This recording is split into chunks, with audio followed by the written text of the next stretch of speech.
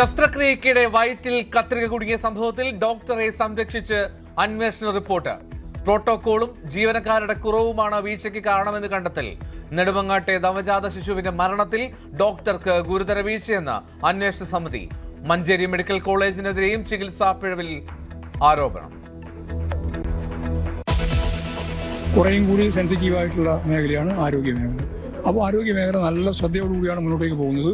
എന്നാലും ഇങ്ങനെയുള്ള ചില സംഭവങ്ങൾ അപൂർവമായിട്ടുണ്ടാകുന്നുണ്ട്. അപൂർവമായിട്ടുണ്ടാകുന്നത് ഒഴിവാക്കാൻ ആവശ്യമായ മുൻകരുതലോടുകൂടി മുന്നോട്ടേക്ക് പോകുമെന്ന് തന്നെയാണ് ഗവൺമെന്റ് തീരുമാനിച്ചത്. മന്ത്രിയും അത് തന്നെയാണ് പറഞ്ഞത്. ആരോഗ്യമന്ത്രിയെ പിന്തുണച്ച CPM വയറ്റിൽ കത്രിക കുടുങ്ങിയത് ഒറ്റപ്പെട്ട സംഭവമെന്ന് M.V. ഗോവിന്ദൻ. ആരോഗ്യമന്ത്രിയെ പ്രതിപക്ഷം വേട്ടയാടുകയാണെന്ന് സജി ചെറിയാൻ. സിസ്റ്റം പരാജയമെങ്കിൽ മന്ത്രിയും മന്ത്രിസഭയും മാറണമെന്ന് രമേശ് ചെന്നിത്തല.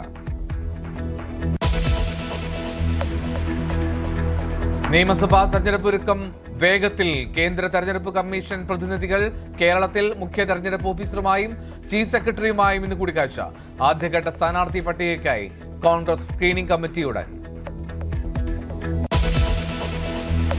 ഞാൻ എടുത്തുന്നാ പറയുന്നത്. ഞാൻ എടുത്തിട്ട് പോലും കറിയത്ത് പോലും അങ്ങനത്തെ ഒരു സ്വർണ്ണം ഉള്ളത് പോലും എന്റെ പേരിൽ എന്തൊക്കെയോ ആരും ഞാൻ ഏതൊക്കെ ചെക്കന്മാരൊക്കെ കോഴിക്കോട് പോയിട്ട് റൂം എടുത്തിട്ട് അങ്ങനെ എന്തൊക്കെയോ ആരോപണം പറഞ്ഞു നടക്കവര്. കാസർഗോഡ് ആത്മഹത്യ ചെയ്ത ജസീല നേരിട്ടത് ക്രൂരമായ മാനസിക പീഡനമെന്ന് കുടുംബം. സ്വർണം മോഷ്ടിച്ചു എന്ന ആരോപണമുയർത്തി അയൽവാസികളും പോലീസും നിരന്തരം അപമാനിച്ചു. സംഭവത്തിൽ അസ്വാഭാവിക മരണത്തിന് കേസെടുത്ത് പോലീസ്.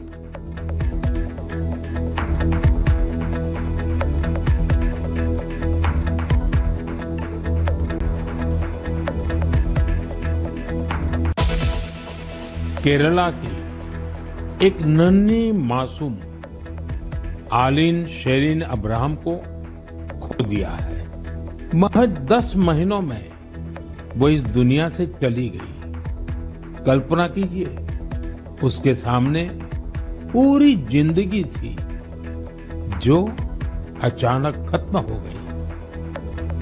ആലിൻ ഷെറിന് രാജ്യത്തിന്റെ ആദരം. പ്രായം കുറഞ്ഞ അവയവദാതാവ് ആലിനെ അനുസ്മരിച്ച് പ്രധാനമന്ത്രി. അവയവദാനത്തിന് പുതിയ സന്ദേശമായി മാറിയെന്ന് മോദി.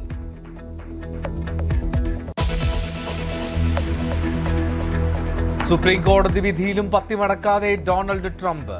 ആഗോള തീരുവ 15% ഉയർത്തുമെന്ന് പ്രഖ്യാപനം. ഇന്ത്യയുടെ വ്യാപാര കരാറിലെ വ്യവസ്ഥകളിൽ മാറ്റമുണ്ടായേക്കും. ചർച്ചകൾ നാളെ മുതൽ.